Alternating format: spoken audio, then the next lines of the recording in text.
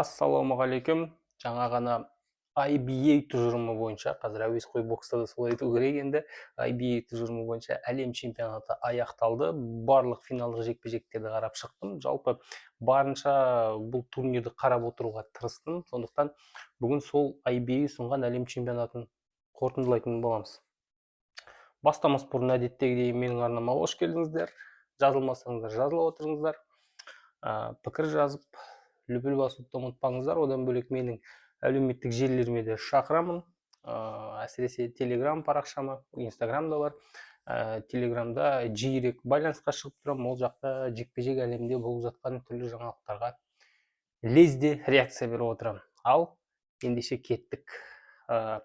Ең алдымен бұл әлем чемпионатында топ жарғандар бар. 3 ай бұрын Ливерпульде топ жарғандар бар. Қайсы мықтырақ, қайсы құндырақ деген сұрақ. Енді сондай сұраққа бас қатыратын боламыз. Кәсіпқой бокста бұрын WBA-дің чемпионы бар, WBC-дің мынаң чемпионы бар, мынаң чемпионы бар. Арасындағы шынымен қайсы чемпион деген сұрақ бар еді. Бар қазіргі таңда кәсіпқой бокста. Енді сол сұрақ әуесқой боксқа да келіп отыр, өкінішке қарай. Енді біз тек қана бұл жігіттердің бір-бірімен түйіскенде ғана өзара кім мықты екенін анықтай аламыз. Әсіресе біз бірақ кейсті көрдік. Бұл Асад Ходжамедин-Ходжаев, өзбекстандық боксшы, осы жылы World Boxing жеңді, IBA жеңді. Сондықтан бұл жігітке сұрақ жоқ, былайша айтқанда.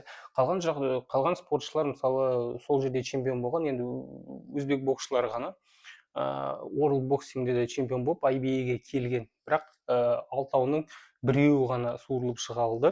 Ал біздің 4 чемпион ол жаққа тіпті қатысқанда жоқ. Біз екінші құраманы жібердік, былайша айтқанда. Одан бөлек осы ішкі жуырда өткен Қазақстан чемпионатына іріктелген жігіттерді жібердік. Сондай бір философиялық тиімді сұрақтар пайда болады. Ол қалыпты нәрсе. Бірақ бұдан бокс ұтылып жатқаны анық. Бокстың сапасы төмендеуі мүмкін, бәсекелестік төмендеуі мүмкін, және бір-екі рет бұған дейін де айтқан болатын, бокстан, әуесқой бокстан әлем чемпион деген сөздің құдіреті қашады, құны төмендейді. Өкінішке қарай, ең өкініштісі осы. Бір-бірімен алып қашпа күрес кезінде осындай бір саяси дүрбелең кезеңге қадам басып жатырмыз. Мен спортта айтып отырмын, бокс әлемінде. Міне спорт енді саясаттан тыс, анадан тыс деп айтып жатады, бірақ өкінішке қарай бокс қазір саясаттың құрбанына айналған спорттардың бірі. Сол себепті біз осындай жағдайды көріп отырмыз. Бір жылда 2 әлем чемпионаты, екеуінің 2 түрлі ережесі бар, және екі жақта да патырлатып әлем чемпиондары шығып жатыр. Ал шын мәнінде қайсысы мықты екенін біз анықтай алмайтын түріміз бар. Енді Қазақстан құрамасының нәтижесіне келейік. Бізде 4 адам финалға шықты, 2 қола медаль, 1 күміс медаль, 3 алтын медаль. Өте жақсы көрсеткіште бағалауға болады. Бірінші нөмірлі жігіттерден кем өнер көрсеткен жоқ. Жалпы байқасаңыздар 2023-тен былай қарайық, 2023, 2025 және дәл осы 2025-тің 2 әлем чемпионатын алатын болсақ, 3-4 медаль. Ташкентте 4 медаль, Ливерпульде 4 медаль, алтын медальдарды айтып отырмын. Қазір Дубайда 3 медаль. Яғни, және де барлық жағдайда да біз екінші орынға келіп табан тіреп отырмыз командалық есепте. Бұл нағыз бір тұрақтылықтың белгісі. Яғни команда бірде былай емес. Шынымен де бір деңгейде, тұрақты түрде бір қалыпты нәтиже көрсетіп жүр деген сөз. Әзірше енді ең тұрақты команда соңғы жылдары, әсіресе Қазақстан деуге болатын шығар, әлем чемпионаттарын алатын болсақ, олимпиадада ғана медаль бұйырмай жүр. Сәкен Бибосынов қазір енді осы жылдан бастап бізде 2 дүркін чемпиондар клубы пайда болды ғой. Бұған дейін ғана Серік Сәпиев болған, ерлер арасында айтып отырмын. Оған келіп Махмұт қосылды, оған келіп Ташкенбай қосылды. Міне енді Сәкен Бибосынов та осы салмаққа келіп қосылып жатыр. Осы категорияға 2 дүркін әлем чемпион деген атағы бар боксшы. Финал өте қиын болды. Шынымен де біраз бас қатыратындай жекпе-жек болды менің ойымша, ресейлік Рогозинге қарсы. Одан кейін бізде Оразбек Асылқұлов ең бір қатты дәл осы жігіттің жетістігіне қуанған шығармын мен, өйткені шынымен де топ деңгей әлем чемпионатына қатысуға лайықты жігіт, бірақ біраз жылдар бойы Махмұт Сабырханға бәсекелес болды. Махмұт Сабырханды ұтқаннан кейін міне енді бұл жігіттің жолы ашылады ма деген кезде осы бәле басталды. World Boxing, IBA қайда барады, не болады? салмақтар өзгеріп кетті, кішкене салмақта қолайсыз болып кетті, өйткені ол 57 не 55 не 60-ты таңдау керек болды. Сөйтіп World Boxing'ге қатыса алмай қалған, Азия чемпионатында финалда ұтылып қалды. Енді міне бір бағы жанып, шынымен де әлем чемпионатына қатысу мүмкіншілігіне ие болып, жол ашылып жатқандай болып көрінеді. 57 келі, бірақ ертең World Boxing'де 100% өнер көрсетеді, және шынымен де бұндай көрсеткіштерден кейін бұл жігіт 60 келіде толықтай аша ала ма деп ойлаймын. Және біріншіден, екіншіден бұл стиль жағынан, мысалы Абдумалик Халоков бүгін ұтылып қалды финалда ресейлік боксшыға қарсы, және ресейлік боксшы менің ойымша 2-3 раундта алды, мінезбен алып шықты, былайша айтқанда қысым көрсетіп, кәдімгідей жекпе-жекте төбелеске айналдырып жіберді, және 2 мен 3-ті ұтып алды. Шыны керек, бұны мойында ресейлік боксшы. Көрдіңіздер ме, Асылқұлов дәл осындай мәнерде негізінде жұдырықта салатын боксшы. Бұл да агрессивті, бұл да өте қысым көрсететін, 3 раунд бойы тоқтамай бір қарқында жұмыс істей алатын боксшы, және Халоковты бір жеңгені бар. Бір 2-3 жыл бұрын болған, 2023 жыл болған, дәл айтатын болсақ. Яғни қалай жеңуге болатынын біледі. Сондықтан 60 келіде бәлкім бұл жігіттің шынымен де бағы жанады ма деп ойлаймын. Одан кейін бізде Абылайхан Жүсіпов, әйтеуір қаншама жылдардан кейін, енді өздеріңіз ойлап көріңіздер, 3 әлем чемпионаты қатарынан 6 жыл дәл айтатын болсақ, бұл боксшы қола медальдар алады әлем чемпионаттарынан, одан кейін кәсіпқой боксқа кеткендей болады, одан кейін міне қайтып келеді, түбі міне осыншама бір қиыншылықтардан кейін, оған қоса олимпиадада жанкүйерлердің үмітін ақтамағаны бар, оны да айтып отырайық. Міне бабының шарықтаған шағына шыққандай, бірақ бұл жігіттің алдында енді проблема тұр. Бұл 71 келі салмақ дәрежесі, бұл Торехан келді. Бұл салмақты басып алды, бірден ересектер арасында топ жарып әлем чемпионы болып шыға келді. Сондықтан бұл екеуінің арасындағы бәсекелестік қарау өте қызық болады, және бұл қазақтардың салмағы. Жартылай орта салмақ бір кездері 69, енді 69 пен 74-дің арасы, жылдарға байланысты өзгеріп отырды. Асланбек Шынбергенов 2023-те, 2025-те бізде бұл салмақта 2 бірдей чемпион шығып отыр. Сондықтан алдағы Америкада өтетін олимпиада ойындарында осы екі жігіттің бір бәсекелестігі болады деп күтемін. Төреханда сәл басымдылық бар шығар, қалай дегенмен жасырақ. Сондықтан олимпиадаға қарай тіпті бабының бір шарықтаған шағына шығар, бірақ іште де сондай бір фактор болғаны ол өте жақсы, өйткені босаңсымайды, іште бір бәсекелестік болғаны да жақсы, сыртқы бәсекелестерге қарағанда іште де болғаны ол жақсы. Менің ойымша бұл екеуінің бәсекелестігі бізде алтын медальдің пайда болуына үлкен бір септігін тигізетін нәрсе. Сондықтан біз қазір оған керісінше қуануымыз керек. 70 келі салмақты осы жылы біз толықтай қайтардық. Келесі олимпиадада қайрадан сол жартылай орта салмақта медаль алу ықтималдығы өте жоғары деп есептеймін. Сабыржан Ақылықов 75 келі салмақ дәрежесі Муцольговқа қарсы, шыны керек өте қиын жекпе-жек. Ондай жекпе-жектерді жалпы есептеу де қиын. Bir жағынан төрешілер мына нәрсеге назар аударыңыздар. Қорытындылар шығарған кезде, өйткені төрешілерге көп сұрақтар көп болды ғой бұл турнирде. Ең басты проблемасы IBF-дің осы да шығар. Төрешілерге сұрақ көп болды, және қандай жекпе-жектерді қарасаңыздар 4-1, 3-2 деген осындай есептер қояды. Тіпті шынымен де ұтып тұрған жерде ресейлік боксшыға да, мысалы, ұтып тұрған жерден 4-1 деп бере салады.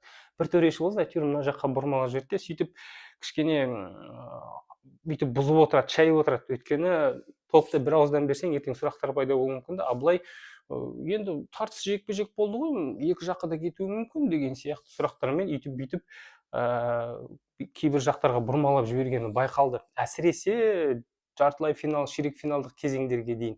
Міне Аққалықов та сондай бір төрешіліктің құрбаны болған сияқты. Bir жағынан былай қарасаң, айқын басымдылық сезілген жоқ, бірақ сондай бір ойсырай ұтылды деп те айта алмайсың. Өте қиын бұндай жекпе-жекті есептеуге, бірақ қалай дегенмен, мысалы Аққалықов болсын, Зейнуллинов бізде 3-ші орын алып қалған. Бұл жігіттер World Boxing'ге қатысқан екі-ақ осы адам. Біздің құрамадағы бұлар шынымен де ұлттық құрамадағы орындарын қайрадан дәлелдеп келе алған адамдар. Қазақстан чемпионатына келді, әлем чемпионатына орын алмағаннан кейін ол жерден медальдарын алды, бірінші орындарын алды да, міне мына жаққа келіп медаль алды. Енді Зейнуллиновты мен шыны керек ұтылды деп айта алмаймын. Ресейлік боксшыны енді оңдырмай ұтты. Ана жерде кәдімгідей төрешілер бұрмалап жіберді ресейліктер. Енді өздеріңіз ойлап көріңіздер, 13 салмақтың 12-сінде финалға шығады. оның 7-еуінде алтын медаль алады, жарайды. Бірақ енді 12-нің 13-і деген 13 боксшының барлығы медальмен кетеді. Біреуі ғана жартылай финалда ұтылады Оразбекке. 12-сін финалдан бірақ шығарады. Бұл өте күмәнді нәрсе ғой. Бұл бірден көзге көрініп тұратын нәрсе. Бірақ төрешілерге қатысты дау финалда қатты бір болған жоқ. Оған дейінгі кезеңдерде болды. Бірақ финалға әкелген кезде әдемілеп алып келді. Бұны да мойындайық, кәдімгідей жақсы жұмыс жасаған екен. Зейнуллинов медаль еншілеп, әйтеуір бұл жігіт те біраздан бері медальға үлкен турнирлерде лайықты болып жүрген жігіт, бірақ дәл осы турнирде бағы жанған екен. Алдағы уақытта 65 келіде тәпті жұдырықтасады деп үміттенемін. Ол жақта Мудин Худжаев болу керек. Тағы не бар? Төрешілікке қатысты жалғастыра беретін болсақ, енді әу баста барлығы менің ойымша дайын болып барды, шамамен қалай болатынын барлығын түсінді. Инсайдерлік ақпарат бойынша ресейліктер де бір кем дегенде 5 алтын медаль аламыз деген ақпар айтқан болатын, барлығы да менің ойымша әу баста түсінікті болды. Одан кейін тағы да бұл әлем чемпионаты деп айтамыз, географияға қатысты. Финалдарды алып қарасаңыздар, барлығы да посткеңістік мемлекеттер. Финалда Қазақстан, Өзбекстан, Ресей бірнеше спортшыдан болды. 12 Ресей, Өзбекстанда 6, бізде 4, Тәжікстан, Қырғызстан, Әзірбайжан және Беларусь бір боксшыдан шығады. Яғни бұл былайша айтқанда посткеңістік мемлекеттердің чемпионатына айналып кеткен дүние. Өйткені қазір әуесқой бокс өкінішке қарай ешкімге де керегі жоқ. Қазір дәл осы біздің аймақтағы елдерге ғана керек. Бұны дәлелдейтін бірнеше фактор бар. Бірнеше факт бар. Мысалы, Умар Кремлев, бұл Ресейдің азаматы. Умар Кремлев IBA-ді басқаруға 2020 жылға келгенге дейін Өзбекстанның азаматы Гафур Рахимов басқарды. Басшылықта болды, соған қатысты көп нәрселерді шешкен. Сосын соңғы чемпионаттар, мысалы Ташкентте өтті, қазір Ресей енді нейтралды Дубайда өткізіп жатыр деген сияқты. World Boxing бір балама ұйым ретінде пайда болады, батыста пайда болады Еуропа мемлекеттерінде, бірақ түбі оны келіп Қазақстанның азаматы қазір басқарып жатыр. Көрдіңіздер ме? Және соңғы турнирлердегі жетістіктер. Ливерпульдегі әлем чемпионаты финалдарда 10 медальдің 6-да 4 қып Қазақстан мен Өзбекстан бөліп алды деген сияқты. Осындай факторлар көрсетеді. Өкінішке қарай біздің аймақтағы мемлекеттер, біздің функционерлер боксты дамытамыз деп керісінше бір кері әсерін тигізіп жатқандай болып көрінеді. Яғни әуесқой бокстың географиясы керісінше тарылып бара жатқандай болып көрінеді. Бұл таза жаңа ғана сіздерге айтып отырған фактілер бұны дәлелдейтін.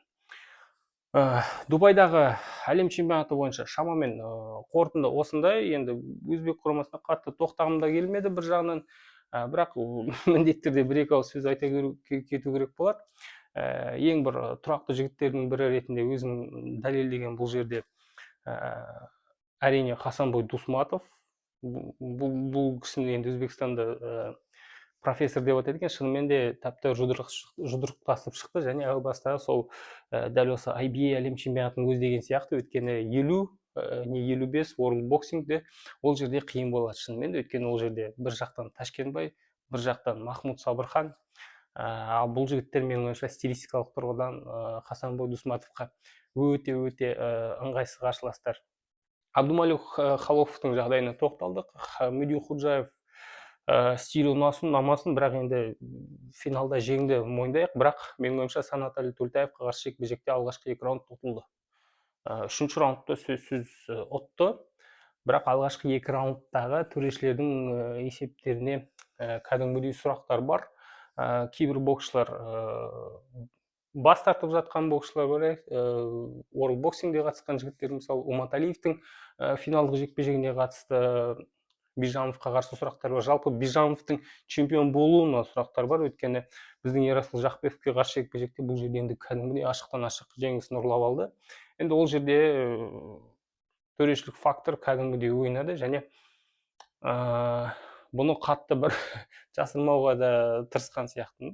Болды, осылай істейміз деген сияқты. Сол жекпе-жектен бастап ширек финалға дейін төрешілердің енді қитұрқы тіршіліктері басталды. Бұл факт. Бұны мойындайық. Алдағы уақытта енді Өзбекстанда да бірнеше өзгерістер болады менің ойымша, өйткені екі әлем чемпионатында ауыр салмақта екі бірдей финалист бар оларда. Қазір ауыр салмақты жайлы өтетін болсақ, Арман Маханов пен Жахангир Закиров, бұл екеуінің де өзара бір бәсекелестігін қарау қызық болады. Және 80 келі салмақта менің ойымша біраз өзгерістер болады, өйткені Нұрбек Оралбай қайта оралып, өзінің 80 келіде ары қарай бір тізгінді ұстауға лайықты екенін дәлелдеу керек. Бұл салмақта да біраз жігіттер жиналып қалған, Жақпековтен бөлек тағы да бірнеше жас жігіттер бар. Алдағы жылы бізде Азия ойындары басты чемпионат болып табылады. Сондықтан бірнеше үзілістен кейін көктемнен бастап дәл осы дивизиондар менің ойымша қыза түседі. Енді World Boxing'ді қорытындылай келетін болса, IBA өткізген әлем чемпионатын қорытындылай келетін болсақ, өкінішке қарай бокс әлемі екі үлкен лагерге бөлініп бара жатыр. Енді бір жағынан кейбір жігіттер жап-жақсы ақша тауып қалады, ол да плюс, бірақ жалпы бір глобально қарайтын болсақ, шынымен де бокс ұтылып жатыр. Және көбінесе IBA қазір өзін жасырмай Ресейдің мүддесі үшін жасап жатқанын көрсетіп отыр. Қателеспесем, 7 бірдей алтын медаль алу деген жалпы бір жарты ғасырдай болмаған дүние әуесқой бокста. Бірден келеді де міне 7 медаль алады. Өткендегі Ташкенттегі әлем чемпионатында 2 медаль алды. 2 алтын медаль алған, міне қазір бірден 7 алады. 13-тің 12-сі финалға шығады. Және сосын тағы да айтуды ұмытып кеткен нәрсе, бұл сетка жалпы турнир басталған кезде бірден көзге түсетін нәрсе, оны да жасырған жоқ ешкім. Сеткаларды алып қарасаңыздар, әп-әдемі қылып ресейлік жігіттердің барлығына дейін бір 80%-на дейін жарайды, 13-тің бір 10-11-не дейін жартылай финалға дейін жолдарын жасап берді. Бұл факт. Қазір де оны барып қарауларыңызға болады, өйткені көбі дамымаған бір боксы жоқ африкалық бір мемлекеттер, кейбір жерлерде тіпті сол мемлекеттерден келген боксшылар өздерінің келіп тұрған елдердің ұлттық құрамаларына түк қатысы жоқ боксшылар, сондайлар да болған. Яғни тіпті федерацияның атынан келу деген бір ресми талап та болмаған сияқты. Яғни ең бастысы паспортың болса болды, көрсететін, мен осы елдің азаматы деген сияқты, соны апарып тыға бергендей болып көрінеді. Сеткаларды алып қарасаңыздар, кәдімгідей ол жерде де сетка кімнің мүддесі үшін жасалғаны көрініп тұр. Өкінішке қарай қорытындылай келетін болсақ, жағдай осылай болады, бірақ мысалы біздегі Абылайхан, Оразбек сияқты Өзбекстандағы жігіттер, тағы да бір басқа жігіттер үшін бұл тіпті африкалық бір ширек финал, жартылай финалға дейін жеткен жігіттер үшін 10 мың, 75 мың доллар ұстап қалу, бұл тамаша мүмкіншілік. Енді бұл той қашанға дейін жалғасатыны белгісіз. Оның барлығы Ресейдегі бір биліктің тұрақтылығына байланысты болады, бірақ әзірше ақша бар кезде Кремлевта дәл осындай чемпионаттар өткізе алады.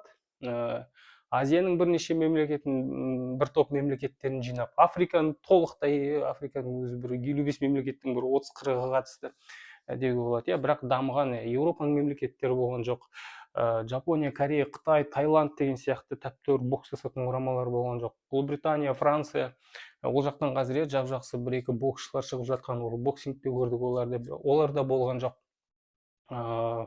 Өзінің екі бір лагерге бөлініп жатқанын көріп отырмыз. Ал Өзбекстан, Қырғызстан, Қазақстан деген мемлекеттер бұл екі лагердің бір ортасын ұстауға тырысады. Бір жаққа бірінші нөмір, бір жаққа екінші нөмір жіберіп деген сияқты. Бірақ бұл тенденция ұзаққа жалғаспайды. Бұның барлығы саяси билікке байланысты болады. Алдағы 3-4 жылда енді әр кетсе 1-2 әлем чемпионатын өткізу қалған шығар IBA үшін, өткені енді ол жағдай белгісіз. Жыл сайын өткізе ме қазір, 2 жылда бір рет өткізе ме бұрынғы дәстүр бойынша, сол жағында қарайтын боламыз. Бірақ біз бокс тарихындағы, әуесқой бокс тарихындағы өте бір күрделі, қиын-қыстау кезеңді қазір көріп жатқандаймыз. Бір жағынан қызық, бокс тарихында бұндай болмаған. Бәлкім әуесқой бокстың жаңа бір қарқынмен дамуына әсер етеді ме, әлде керісінше әуесқой боксты Олимпиада ойындарынан тіпті бұндай тенденциялар шығарып тастайды ма? Олай да болуы мүмкін. Сондықтан бұны да айта отырайық. Бокс тарих үшін біз бір қызық, бірақ қиын-қыстау заманды өз көзімізден көріп отырмыз.